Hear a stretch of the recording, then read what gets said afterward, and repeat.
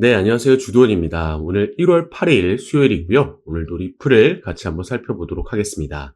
자, 일단 오늘은 리플의 개별적인 이슈를 살펴보기 전에 어제 시장이 전체적으로 하방 압력을 받았습니다. 그렇기 때문에 리플도 어제 하루만 4.5% 하락 마감한 걸 우리가 확인할 수가 있었죠.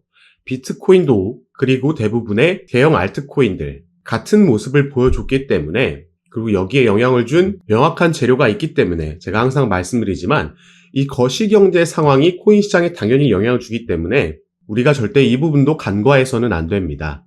그래서 가장 먼저는 어제 있었던 이슈를, 그 하락한 재료를 말씀을 드릴 거고요. 다만 오늘 전체적으로 시장이 몇몇 코인들을 제외하고는 어제와 같은 흐름을 보여주고 있는데, 자, 오늘 리플 같은 경우에는 빠르게 지지라인을 만들고 반등을 보여주는 모습입니다. 그래서 오늘 지금 촬영을 하고 있는 저녁장까지 계속해서 양봉의 모습을 보여주고 있기 때문에 이건 리플의 개별적인 또 호재 소식, 기대감이 생겨났다라는 거죠. 그래서 여기에 대해서도 살펴볼 거니까 오늘 영상 꼭 끝까지 시청해 주시고, 그 전에 밑에 있는 구독과 좋아요 버튼도 한 번씩만 눌러주시면 제가 이렇게 영상 제작하는 데 큰 힘이 된다라는 점 먼저 말씀드리고요. 추가로 영상 밑에 더보기란 클릭하시면 제가 이렇게 링크를 2가지 남겨놨습니다. 현재 여러분들께서 영상을 핸드폰으로 시청하고 계시다면 위에 있는 첫 번째 모바일 전용 링크 클릭하시면 되시고, 컴퓨터로 시청하고 계신 분들은 밑에 있는 PC 전용 링크를 클릭하시면 제가 운영하고 있는 무료 정보방에 입장하실 수 있으십니다. 들어오시면 오늘 영상에서 말씀드릴 내용들 뿐만 아니라 또 새롭게 나오는 뉴스들, 변수들 계속해서 나올 수 있겠죠. 오늘도 이런 이슈들에 어떻게 대응하면 좋을지 실시간으로 구체적인 타점까지 공유해 드리면서 함께 매매에 도움을 드리고 있으니까 여러분들께서도 이런 정보들 가장 빠르게 받아보시면서 투자 판단에 참고하시고 매매 진행하시면 더욱 좋을 것 같습니다. 자, 가장 먼저 어제 시장이 전체적으로 하방 압력을 받았던 그 이슈부터 살펴보겠습니다. 자, 비트코인이 미 연준의 금리 동결 관측에 하락했다 나와 있습니다. 자, 어제 미국에서는 주요 경제 지표가 발표가 됐고요. 이게 고용 관련된, 서비스업 관련된 지표였습니다. 시장의 예상치보다 긍정적인 수치가 발표가 된 거고, 그로 인해서 미국의 고용시장, 나아가서는 미국의 경제가 탄탄하다라는 걸 보여준 거죠. 그 말은 이번 달 말에 있을 또 한 번 미국에서의 이 금리 결정 때 이번에는 금리를 인하하는 게 아니라 동결시킬 수도 있다라는 시장의 예상이 지배적으로 바뀌게 된 거고, 그로 인해서 국채 수익률, 미국의 장기 국채와 또 이와 함께 미국의 달러가 강세를 보인 겁니다. 자, 여기도 나와 있죠. 이 국채와 미국의 달러는 대표적인 우리가 안전자산이다 얘기를 합니다. 그리고 이것과 반대급부로 있는 게 위험자산이고요. 대표적인 위험자산이 바로 주식과 코인이 되겠죠. 그래서 안전자산과 위험자산은 통상적으로는 반대로 움직인다 보시면 되겠습니다. 그래서 어제 국채와 달러가 상승하면서 위험자산이 하방 압력을 받은 거였는데, 자, 당장 이번 달만 본다고 하더라도요, 이렇게 시장 전체에 영향을 줄 수 있는 이슈들이 정말 많이 우리를 기다리고 있습니다. 당장 오늘에서 내일 넘어가는 목요일 새벽 4시만 하더라도 이전 12월 달에 있었던 이 FOMC 회의록이 공개가 될 예정이죠. 저번 달에 이 금리 결정 이후에 비록 이때는 25bp 인하를 했었지만 함께 공개된 점도표 때문에 시장이 하방 압력을 받았습니다. 그래서 우리가 이걸 매파적 인하라고 표현을 했었죠. 당시 시장이 이렇게 하락했던 이유는 기존에 이날 공개됐던 점도표, 이 점도표는 분기마다 공개가 되는데요. 자, 이전에 9월 달에 공개됐던 점도표에서는 내년, 그러니까 올해죠, 2025년에는 총 4번의 금리 인하가 있을 거라는 그 수치가, 점도표가 공개가 됐었는데, 자, 저번 달에는 이게 공개됐을 때 2번으로 줄면서 여기에 대한 영향으로 하락이 나왔던 거였습니다. 이 회의 때의 회의록이 공개되는 거기 때문에 우리가 여기에도 주목해 볼 필요가 있다 보여지는 부분이고, 또 당장 다음 주 15일에는 금리 결정에 또 영향을 줄 수 있는 소비자 물가지수가 공개될 예정이고요. 또 같은 날은 미국의 증권거래위원회 SEC가 이 리플 관의 소송에서 지금 항소를 신청해 놓은 상황이고, 이 부분이 이제 진행이 될 건데, 여기에 대한 항소에 대한 관련 서류를 제출해야 되는 그 마감 기한입니다. 이게 단순히 리플뿐만 아니라 시장 전체에 또 영향을 줄 수 있기 때문에 이 부분도 우리가 모니터링 해볼 필요가 있겠고, 그리고 5일 뒤에는 트럼프의 정식 취임식이 예정되어 있죠. 그리고 아까 말씀드렸듯이 이번 달 말에는 또 한 번 FOMC, 미국에서의 금리 결정이 있을 예정입니다. 그래서 코인 시장은 이미 올 한 해 강력한 강세장에 접어들었지만 당장 이번 달에 워낙 대형 이슈들이 여럿 기다리고 있기 때문에, 그리고 또 코인 시장은 유기적으로 움직이기 때문에 우리가 이런 이슈들의 시장이 어떻게 반응하는지 확인하면서 거기에 알맞게 대응을 해야겠습니다. 이런 부분은 제가 항상 이런 주요 이슈가 있을 때마다 실시간으로 어떤 발표가 나오는지, 어떤 발언이 나오는지 확인하고 또 여기에 시장을 어떻게 반응하는지 모니터링하면서 저희 정보방에서 가장 빠르게 공유해드리고 대응도 도와드리고 있으니까 아까 말씀드렸던 영상 밑에 링크 통해서 미리 들어오셔서 이런 부분 받아보실 준비하시면 더욱 좋을 것 같고요. 자, 그럼 지금부터는 어제 이런 이유로 시장 전체가 하방 압력을 받았지만, 그리고 시장은 오늘도 그 여파가 지속되고 있지만 리플은 지지라인을 만들고 반등해 주려는 움직임을 가져가고 있습니다. 그래서 그 재료, 개별적인 재료도 살펴볼 건데, 자, 바로 이 부분이 되겠죠. 미 법원에서 코인베이스에서 요청했던 중간 항소를 승인을 했습니다. 이 코인베이스도 마찬가지로, 리플과 마찬가지로 SEC와 소송을 진행 중인데, 지금 1심이 진행되고 있는 그 와중에 코인베이스가 중간 항소를 요청했던 거고요. 이걸 이례적으로 법원에서 승인을 했다라는 겁니다. 그래서 여기에도 나와 있듯이 디지털 자산 증권성 여부를 다룬다라고 나와 있는데, 자, 밑에 내용을 보시면요. 이 소송을 맡고 있는 파일라 판사는 이 쟁점은 디지털 자산과 증권법 간의 관계를 정의하는 중요한 사안이다. 때문에 핵심 쟁점을 항소 법원에서 다룰 수 있도록 요청을 받아들였다. 이어서 그는 SEC가 디지털 자산을 증권으로 간주하는 데 필요한 명확적 법적 근거가 부족하다라고 덧붙였습니다. 자, 지금 이 흐름만 봐도 이 결론이 어떻게 날지 코인베이스에게 유리하게 날 거다라는 예상 우리가 해볼 수 있죠.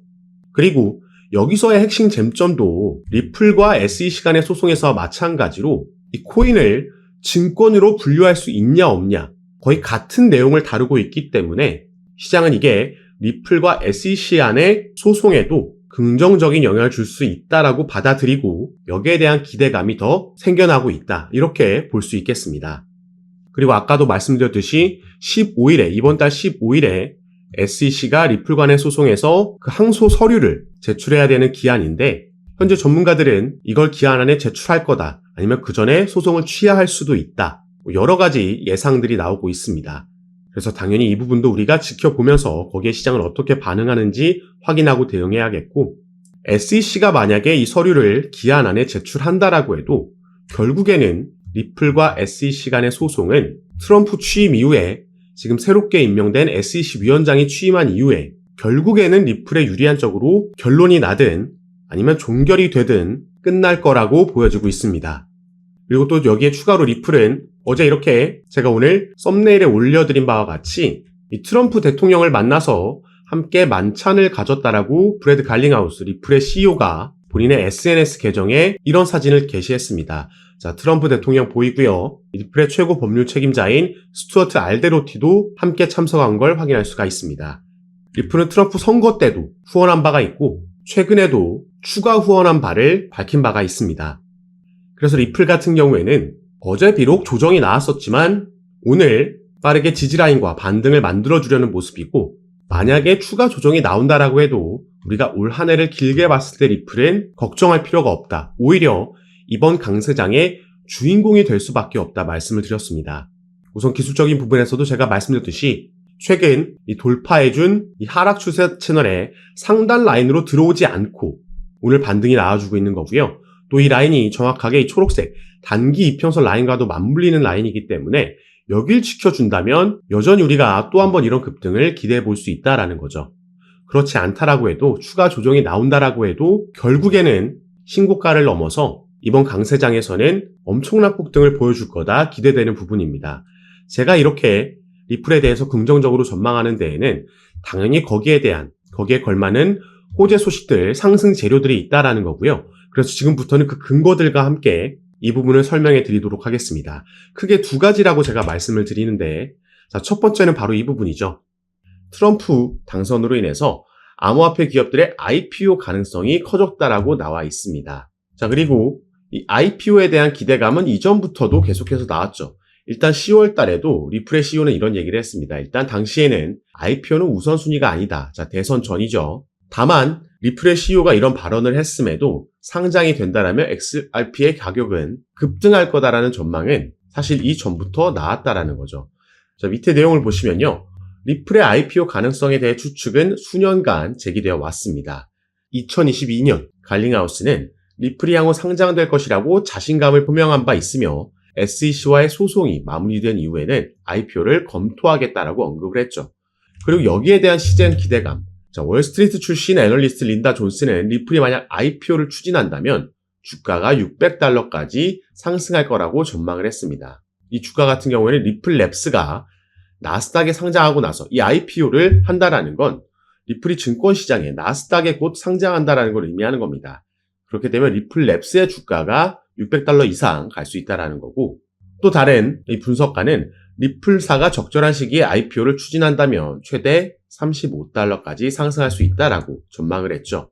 그리고 사실 리플은 이 IPO를 재작년부터 본격적으로 준비해 왔었습니다. 자, 작년 4월 달에 뉴욕에서 비공개 로드쇼를 개최를 했고요. 이 IPO 관련 로드쇼에서 대부분의 투자 기업들이 당시에 참석을 했었습니다. 다만 이때만 해도 SEC와의 소송이 진행 중이었기 때문에 이 투자 기업들 입장에서는 리플의 가치를 알아봤다라고 해도 이 소송이 워낙 리스크로 작용하고 있었던 거죠.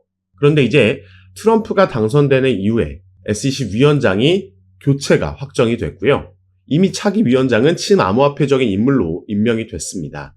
그렇기 때문에 이 소송 종료에 대한 기대감, 거의 확신이 이 코인 시장에는 퍼져 있는 거고, 그렇기 때문에 리플이 최근 한 달 동안 400%라는 급등을 만들어낼 수 있었던 거죠. 그리고 나서 이 10월 달에, 작년 10월 달에는 리플이 홈페이지에 이런 IPO 관련된 포지션을 공개 채용하는 공고글도, 게시글도 올리기도 했습니다. 그래서 이때도 IPO 가능성 있는 거 아니냐, XRP $600 넘을 수도 있다라는 기대감이 또 한번 형성이 됐고요. 지금 이제 상승 사이클로 넘어가는 시점, 트럼프가 당선되고 나서 SEC와의 소송이 종료될 거라는 기대감에 당연히 리플레스의 IPO 착수, 이런 기사는 나오지 않는 게 더 이상하다라는 거죠. 이걸 충분히 우리가 내년에도 기대해 볼 수 있는 호재 소식이라는 거고, IPO를 본격적으로 진행하게 되면 아까 말씀드렸던 이 투자 기업들의 어마어마한 투자금이 들어오게 되는 거고요. 이건 당연히 리플 시세에 엄청난 호재로 상승 모멘텀으로 작용을 할 겁니다. 그래서 첫 번째로는 여기에 대한 기대감 우리가 가져볼 수 있겠고, 자, 또 한 가지는요. 제가 이 부분 전에 말씀을 드렸습니다. 자, QCP 캐피털의 공동 설립자인 다리우스 시트는요. 암호화폐 시장은 미 대선보다 블랙록의 역할이 더 중요하다라고 얘기를 했습니다.